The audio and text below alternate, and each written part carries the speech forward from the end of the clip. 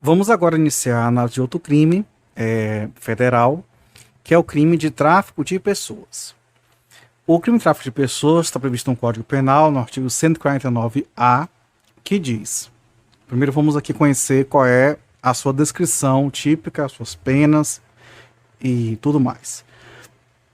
59A, agenciar, aliciar, recrutar, transportar, transferir, comprar, alojar ou acolher pessoa mediante grave ameaça, violência, coação, fraude ou abuso, com a finalidade de: inciso 1, remover-lhe órgãos, tecidos ou partes do corpo. Inciso 2, submetê-la a trabalho em condições análogas de escravo. 3, submetê-la a qualquer tipo de servidão. 4, adoção ilegal. Ou 5, exploração sexual. Pena, reclusão de 4 a 8 anos e multa. Parágrafo 1º. A pena é aumentada de 1/3 até metade se: inciso 1, o crime for cometido por funcionário público no exercício de suas funções ou a pretexto de exercê-las. 2, o crime for cometido contra criança, adolescente ou pessoa idosa ou com deficiência. 3, o agente se prevalecer de relações de parentesco, domésticas, de coabitação, de hospitalidade, de dependência econômica, de autoridade ou de superioridade hierárquica inerente ao exercício do emprego, cargo ou função. Ou, inciso 4, a vítima do tráfico de pessoas foi retirada do território nacional. Parágrafo 2º, a pena é reduzida de 1 a 2/3 se o agente for primário e não integrar organização criminosa. De acordo com as informações do Ministério da Justiça, o tráfico de pessoas é um fenômeno complexo e multidimensional. Atualmente, esse crime se confunde com outras práticas criminosas e de violações de direitos humanos e não serve apenas para exploração de mão de obra. Alimenta também redes nacionais e transnacionais de exploração sexual, comercial, muitas vezes ligadas a roteiros de turismo sexual, organizações especializadas em retirada de órgãos e outras tantas situações muito graves. A definição aceita internacionalmente para tráfico de pessoas encontra-se no protocolo adicional à Convenção das Nações Unidas contra Crime Organizado Transnacional relativa à prevenção, repressão e punição do tráfico de pessoas, em especial de mulheres e crianças, do ano 2000, instrumento já ratificado pelo Brasil. Segundo o referido protocolo, a expressão tráfico de pessoas significa, abre aspas, o recrutamento, o transporte, a transferência, o alojamento ou acolhimento de pessoas, recorrendo à ameaça ou uso da força ou a outras formas de coação, ao rapto, à fraude, ao engano, ao abuso de autoridade ou à situação de vulnerabilidade ou à entrega ou aceitação de pagamentos ou benefícios para obter o consentimento de uma pessoa que tem autoridade sobre a outra para fins de exploração. O mesmo protocolo define a exploração como sendo, no mínimo, a exploração da prostituição de outrem ou outras formas de exploração sexual, o trabalho ou serviços forçados, a escravatura ou práticas similares à escravatura, à servidão ou remoção de órgãos. O tráfico de pessoas é uma das atividades criminosas mais lucrativas. Segundo dados da Organização Internacional do Trabalho, OIT, o lucro anual produzido com o tráfico de pessoas chega a 31,6 bilhões de dólares. Levantamento do Escritório das Nações Unidas contra Drogas e Crimes mostra também que, para cada ser humano transportado de um país para o outro, o lucro das redes criminosas pode chegar a 30 mil por ano. Estimativas do OIT assinalam que durante o ano 2005, o tráfico de pessoas fez aproximadamente 2,4 milhões de vítimas.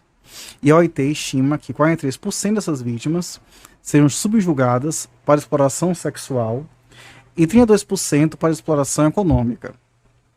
Existem ainda poucos dados disponíveis que permitam uma aproximação real da dimensão do problema no Brasil.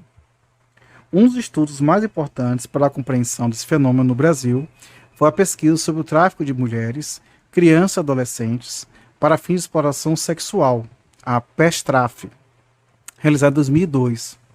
A PESTRAF mapeou 241 rotas de tráfico interno, internacional de crianças, adolescentes e mulheres brasileiras, indicando a gravidade do problema no país. A PESTRAF permanece ainda como a única pesquisa de abrangência nacional sobre o tema. Muitas das informações contidas na PESTRAF foram incluídas no material que serviu de ponto de partida para a Comissão Parlamentar Mista de Inquérito, CPMI, do Congresso Nacional, instituída em 2003, com o propósito de investigar as situações de violência e rede de exploração sexual de crianças e adolescentes no Brasil. Em pouco mais de um ano, a CPMI percorreu todas as regiões do país, realizou diversas reuniões e audiências, ouvindo representantes de entidades da sociedade civil, do poder público, bem como acusados e vítimas de exploração sexual. Em relatório final, a CPMI sugeriu alterações na legislação brasileira, algumas das quais já foram contempladas na alteração do Código Penal, ocorrida em março de 2005. A CPMI também avaliou políticas públicas e recomendou ações ao governo federal, muitas das quais já se encontravam em execução. É importante apontar que, embora muitos casos referentes ao tráfico de pessoas envolvam vítimas brasileiras, o Brasil também tem sido o destino de muitas mulheres e meninas de países da América do Sul que são traficadas para fins de exploração sexual comercial. Então, antes, o tráfico de pessoas está localizado nos artigos 231 e 231-A, ambos do Código Penal, restrito à finalidade de exploração sexual.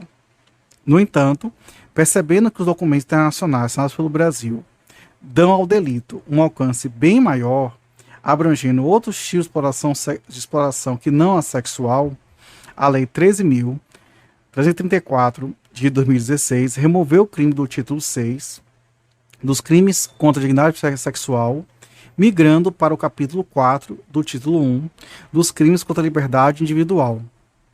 Esse que o bem jurídico tutelado, que é a liberdade individual e não aspectos apenas sexuais. Contudo, bens outros aparecem no espectro de proteção, como a dignidade corporal, a dignidade sexual e o poder familiar. Por serem muito altas, as penas do delito não permitem a qualquer beneficiados os benefícios da Lei 999/95, mas se incidente a causa de diminuição de pena do parágrafo 2º e desde que o crime não seja cometido com violência ou grave ameaça, admite-se o acordo de não persecução penal do artigo 28-A do Código de Processo Penal. Com relação aos sujeitos, qualquer pessoa poderá praticar o delito em estudo, seja atuando como abre aspas, empresário ou funcionário do comércio de pessoas, seja como consumidor da pessoa traficada. Homem ou mulher podem figurar como vítimas e, a depender das condições especiais envolvidas, a pena pode ser majorada conforme o parágrafo 1º. Com relação à conduta, o tipo em estudo é de conduta mista, constituído de 8 verbos nucleares, inclusive alguns sinônimos. Punindo o seu agente que agenciar quer dizer negociar, comerciar, servir de agente ou intermediário, aliciar, quer dizer atrair, persuadir, recrutar, quer dizer chamar pessoas, transportar, quer dizer levar de um lugar para o outro, transferir, quer dizer mudar de um lugar para o outro, comprar, quer dizer adquirir a preço de dinheiro, alojar, quer dizer acomodar, ou acolher, quer dizer receber, aceitar ou abrigar a pessoa, mediante grave ameaça, violência, coação, fraude ou abuso, com a finalidade de remover-lhe órgãos, tecidos ou partes do corpo, submetê-la a trabalho em condições análogas a de escravo, submetê-la em qualquer tipo de servidão, adoção ilegal ou exploração sexual. Uma pergunta relevante é se o consentimento do ofendido exclui o crime de tráfico de pessoas. É preciso notar que antes da Lei 344 de 2016, o emprego de violência física ou moral servia, ou fraude também, servia como agente da pena. Nessa ordem, a maioria da doutrina lecionava que o consentimento da vítima era irrelevante para a tipificação do crime. Porém, com o advento da Lei 13.344 de 2016, o legislador migrou essas condutas do rol de majorantes para a execução alternativa do crime de tráfico de pessoas. Sem violência, coação, fraude ou abuso, não há crime. E diante desse novo cenário, o consentimento válido da pessoa exclui a tipicidade. Aliás, essa mudança explica a razão de os núcleos promover e facilitar do tráfico de seres humanos não constarem mais no tipo. Eram comportamentos que concorriam com o tráfico consentido. Muito bem. E nesse ponto, a culpa não é do legislador brasileiro, mas seguiu-se o protocolo adicional à Convenção das Nações Unidas contra o Crime Organizado Transnacional, relativo à prevenção, repressão e punição do tráfico de pessoas, que no artigo 3º, letras A e B, alerta. A linha A, o recrutamento, o transporte, a transferência, o alojamento, o acolhimento de pessoas, recorrendo à ameaça ou uso da força, ou a outras formas de coação, ao rapto, à fraude, ao engano, ao abuso de autoridade, ou à situação de vulnerabilidade ou entrega, ou aceitação de pagamento ou benefícios para obter o consentimento de uma pessoa que tenha autoridade sobre a outra para fins de exploração. E na letra B, o consentimento dado pela vítima do tráfico de pessoas, tendo em vista qualquer tipo de exploração descrito na linha A, será considerado irrelevante, muito bem trazer isso, se tivesse utilizado com qualquer meio referido na linha A. Então, ou seja, em tese, o consentimento da vítima acaba, talvez, excluindo a conduta típica. Só que não há consentimento quando a sua vontade não for livre. Porque ela estivesse sob a questão de poder. Por isso que tem essa explicação aqui no próprio documento internacional.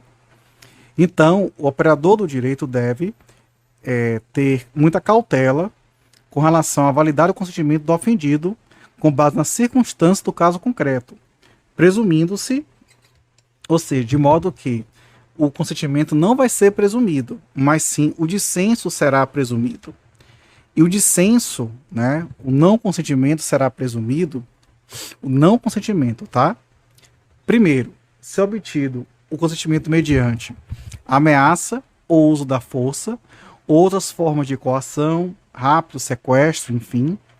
Se o agente traficante abusou da autoridade para conquistar o consentimento da pessoa, se o ofendido que aprovou o seu comércio for vulnerável, e vulnerável não é apenas o que está na questão da pessoa com deficiência mental, menor de 14 anos, enfim, mas qualquer pessoa que esteja em condição de vulnerabilidade.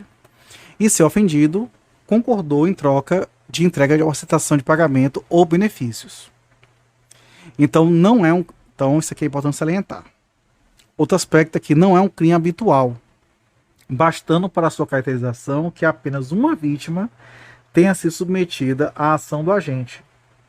Embora, na prática, seja comum que haja uma continuidade, uma habitualidade dessa conduta. A lei elenca como meio de execução a grave ameaça, a violência, a coação, a fraude ou abuso, e a coação constante no tipo ficou redundante, pois se ajusta à grave ameaça, a coação moral, ou a violência física, que é a coação física. E se a intenção era ampliar para alcançar a chantagem emocional, o legislador deveria ter se elementar de qualquer forma de coação. Mas precisa ter cautela e analisar, portanto, reitero, a vulnerabilidade factual da vítima. Com relação à voluntariedade da conduta, é o dolo consistente na vontade consciente de praticar qualquer dos núcleos do tipo. É ainda imprescindível a finalidade especial, alternativa de traficar a pessoa para. Aí temos as modalidades. Primeiro, remover-lhe órgãos, tecidos ou parte do corpo, e que é disciplinada essa remoção de órgãos, tecidos ou parte do corpo pela lei específica, doação de órgãos, a 9.434/97. Lembrando ainda que nessa própria lei a 943497, existem inclusive crimes específicos para a remoção de órgãos e tecidos da parte do corpo em desconformidade com ela. Mas ainda pode acontecer de haver o tráfico para tal finalidade, certo? Aqui tem alguns exemplos na lei de doação de órgãos de figuras criminais. A simples remoção é punida com reclusão de 2 a 6 anos e multa. Caso o crime seja cometido mediante pago, promessa e recompensa, ou por outro motivo torpe, a pena passa a ser de reclusão de 3 a 8 anos e multa. Se o crime for praticado em pessoa viva e resulta para o ofendido em incapacidade para ocupações habituais mais de 30 dias, perigo de vida, debilidade permanente de membro, sentido ou função, ou aceleração de parto, a pena de reclusão de 3 a 10 anos e multa. Se o crime é praticado em pessoa viva e resulta para o ofendido em incapacidade para o trabalho, enfermidade incurável, perda ou inutilização de membro, sentido ou função, deformidade permanente ou aborto, tem-se a pena de reclusão de 4 a 12 anos além da multa. E se o crime é praticado em pessoa viva e resulta morte, a pena é reclusão de 8 a 20 anos além da multa.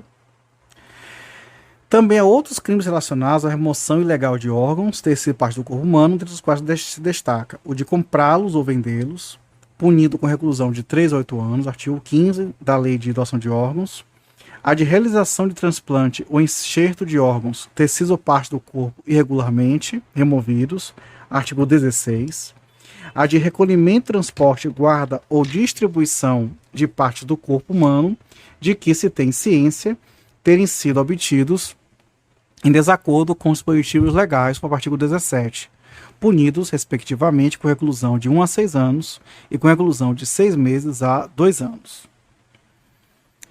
Também nós temos outra situação do tráfico internacional de pessoas, do tráfico de pessoas, que é submetê-la a trabalho em condição análoga de escravo. Então, com essa finalidade especial,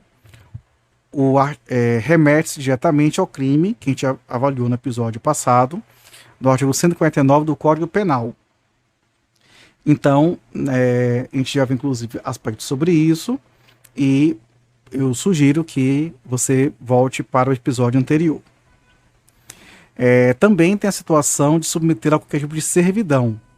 Então, a finalidade de cometer o tráfico de pessoas por submeter a qualquer tipo de servidão não encontra correspondente específico tipificado autonomamente na legislação penal. Então, com isso, a Convenção Suplementar sobre a Abolição da Escravatura, do Tráfico de Escravos e das instituições e práticas análogas de escravatura trata a servidão no mesmo contexto da escravidão. Na seção 1, denominada Instituições e Práticas análogas à escravidão, o artigo 1º estabelece que os Estados signatários devem adotar as medidas viáveis e necessárias para obter progressivamente, tão logo quanto possível, a abolição completa da servidão por dívidas, definida como estado ou condição resultante do fato de que um devedor se haja comprometido a fornecer, em garantia de uma dívida, seus serviços pessoais ou de alguém sobre o qual tem autoridade, se o valor desse serviço não for equitativamente avaliado no ato da liquidação da dívida, ou se a duração desse serviço não for limitada nem sua natureza definida, bem como da servidão pura e simples. Inclusive, aqui um detalhe interessante, viu? Quando você estabelece uma permuta, por exemplo, você der um valor para alguém e você quer pactuar uma prestação de serviço para quitar a dívida, mas se for definido direitinho, por escrito, o acordo, o objeto e quando é que a dívida ficará paga, de uma forma portanto razoável, proporcional, isso não envolve para o outro, para o credor, ele ser acusado de, no caso de agir como se fosse servidão. Agora, no caso, quando você não define, aí é uma situação voltada para a servidão. Agora, lembrando que isso não tem previsão autônoma no direito brasileiro. Certo? Muito bem. Bem como também, voltando aqui para o documento, a servidão pura e simples, que é conceituada como sendo a condição de qualquer um que seja obrigado pela lei, pelo costume, por um acordo, a viver e trabalhar numa terra pertencente a outra, aquela servidão clássica, né? A outra pessoa e fornecer essa outra pessoa contra remuneração ou gratuitamente determinados serviços sem poder mudar de sua condição. Então, nesse outro caso da servidão clássica, mesmo que ela receba algum valor, então, se ela não puder mudar sua condição de serva, ela é também um fato criminoso também. A mesma convenção, no artigo 7º, parágrafo 1º e 2º, faz uma distinção para os fins do disposto no próprio Acordo Internacional entre escravidão e pessoa em condição servil. Então, a escravidão, tal qual foi definida na Convenção sobre Escravidão, 1926, é o estado ou condição de um indivíduo sobre o qual se exercem todos ou parte dos poderes atribuídos ao direito de propriedade, e escravo o indivíduo em tal estado ou condição. E a pessoa em condição servil é a que se encontra no estado ou condição que resulta de alguma das instituições ou práticas mencionadas no artigo 1º da presente convenção. Se, entretanto, cotejarmos as formas com delito do artigo 149, pode ser cometido com todas as definições de servidão acima transcritas. O 149 puro, que a gente viu no episódio passado. E veremos que as hipóteses de servidão estão inseridas no âmbito da redução à condição análoga de escravo.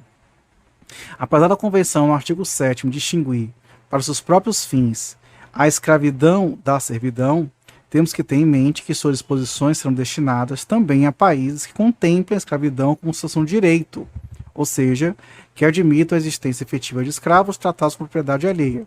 Como já destacado, no Brasil não há condição de escravo, no caso, legalmente falando.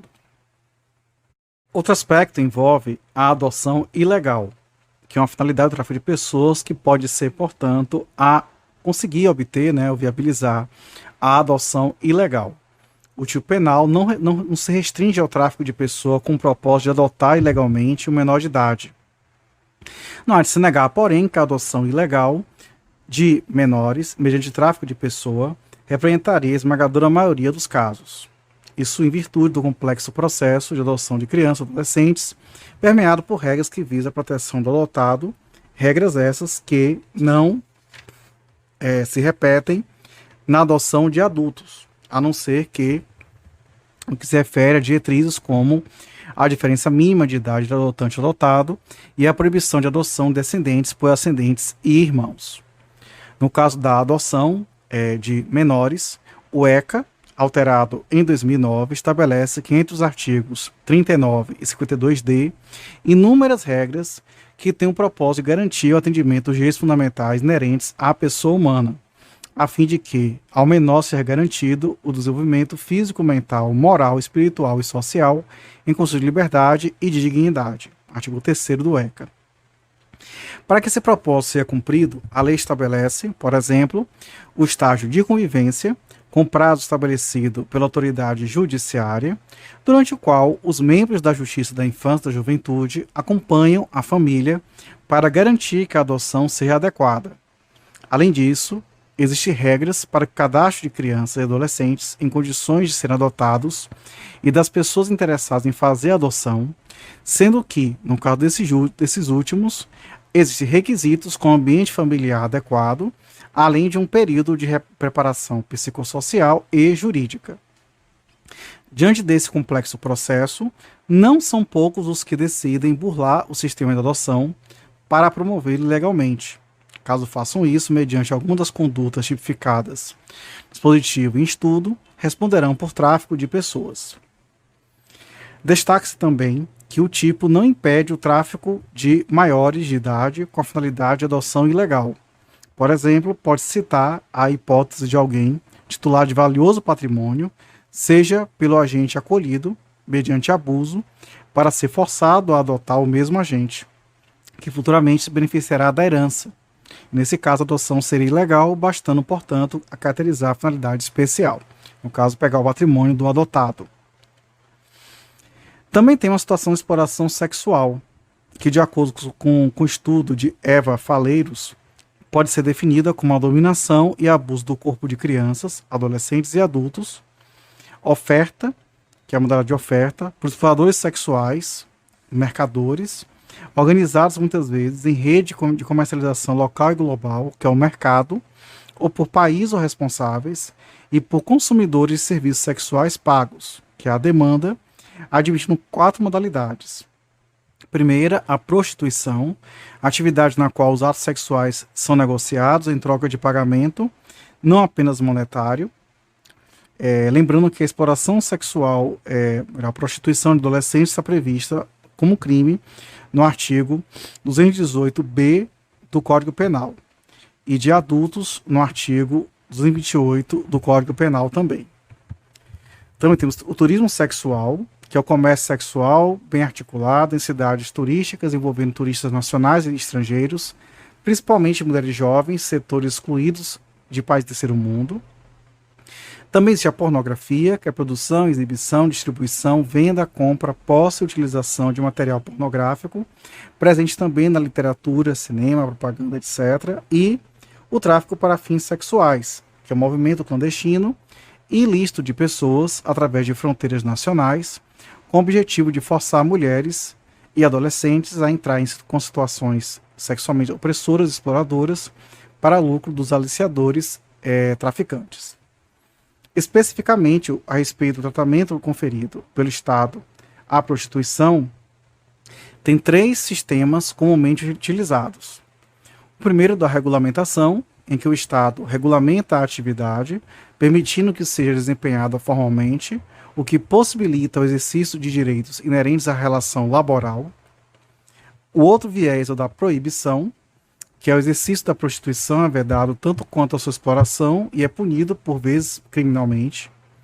E o abolicionista, em que o exercício em si, embora seja considerado imoral na moralidade que assim se convencionou, né, não é punido, reservando-se a sua incidência da lei penal somente aqueles que tomam proveito da prostituição alheia. Esse sistema abolicionista é o do Brasil. Com relação à consumação tentativa, o crime se consuma com a realização das ações previstas no tipo penal, independentemente do efetivo exercício da finalidade que move o agente. Em algumas modalidades, como transporte, transferência, acolhimento e alojamento, o crime é permanente, admitindo flagrante a qualquer tempo.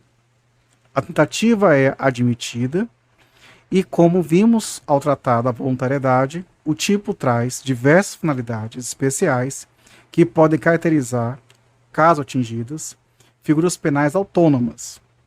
Nesse caso, não há absorção de uma figura penal por outra, mas sim um concurso material, a exemplo do que ocorre entre o crime de associação criminosa e as eventuais infrações penais que o grupo cometa.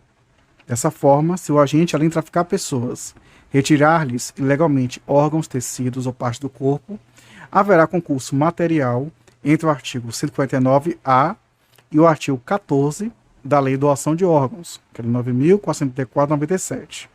E se trafica e submete pessoa vítima a trabalho, em condição análoga à de escravo ou servidão, o concurso será entre os artigos 149-A e o 149. Se há também adoção ilegal pela própria pessoa que traficou, por exemplo, o agente acolhe, mediante fraude, à margem do sistema de adoção recém-nascido, pode haver concurso entre os artigos 149-A e 252 do Código Penal, que registrar como o filho de outrem, e também, se além do tráfico de pessoa ocorre exploração sexual, pode haver concurso do artigo 149-A com os artigos 228 ou 230 do Código Penal, conforme o caso. Com relação aos majorantes, a pena do tráfico de pessoas é aumentada de 1/3 até a metade se, primeiro, o crime for cometido por funcionário público no exercício de suas funções ou a pretexto de exercê-las. Então ele tenha essa pena aumentada, que esteja no exercício de sua função ou que haja a pretexto de exercê-la.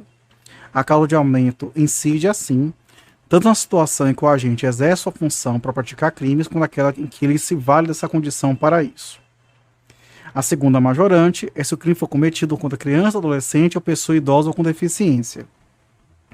Então, com relação à definição de criança, é até 12 anos de idade incompletos, adolescente entre 12 e 18 anos, conforme o ECA, pessoa idosa, aquela com idade igual ou superior a 60 anos, conforme o Estatuto do Idoso, com deficiência, aquela que tem impedimento de longo prazo, física, mental, intelectual, sensorial, com algumas barreiras, conforme estudo pessoa com deficiência. Outra figura majorante é seu agente para prevalecer relações de parentesco, domésticas, de coabitação, hospitalidade, dependência econômica, de autoridade, superioridade hierárquica, emprego, cargo ou função. E aqui nós temos aqui todas essas situações que vão ocorrer sobre isso.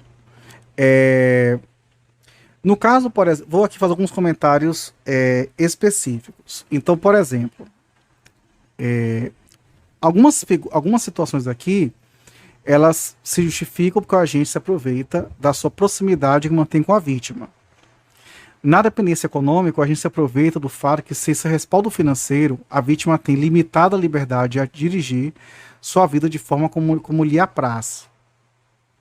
Com relação à autoridade ou superioridade hierárquica inerente de emprego, cargo ou função, pode considerar o mesmo debate sobre o crime de assédio sexual, com a diferença de que, naquele delito, a lei menciona ascendência e não a autoridade.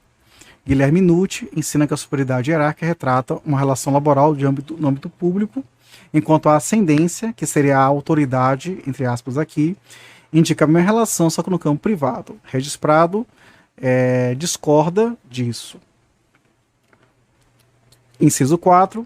A vítima do tráfico de pessoas foi retirada ao território nacional, e aqui temos tipificado o tráfico transnacional de pessoas, lembrando que na ordem jurídica anterior, este crime está previsto em tipo autônomo, com pena independente do tráfico interno.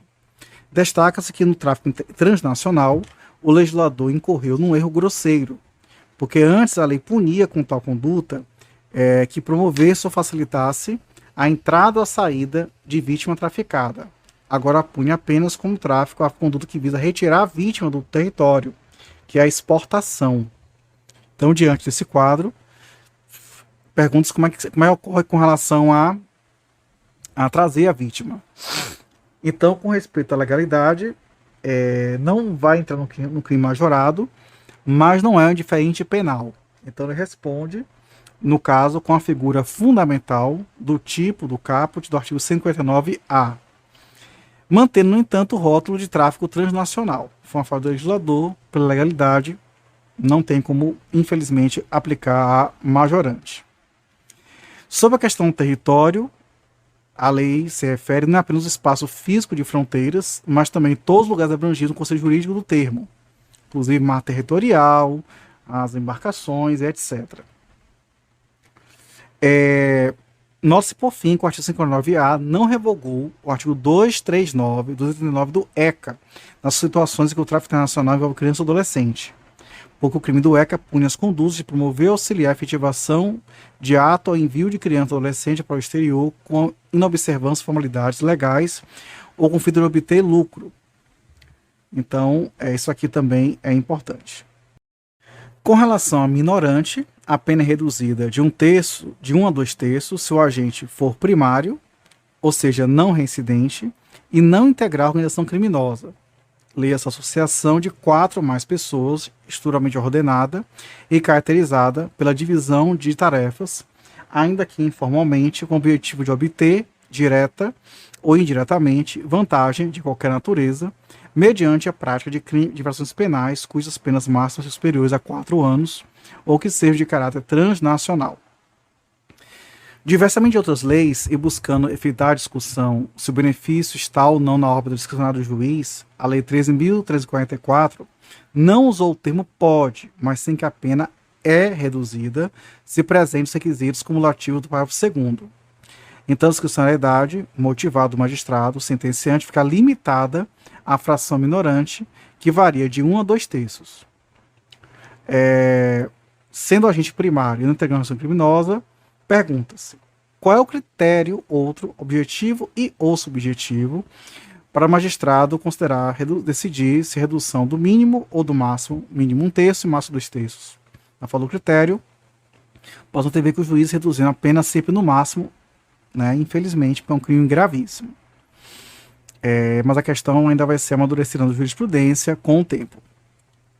Com relação à ação penal, a ação penal será pública incondicionada.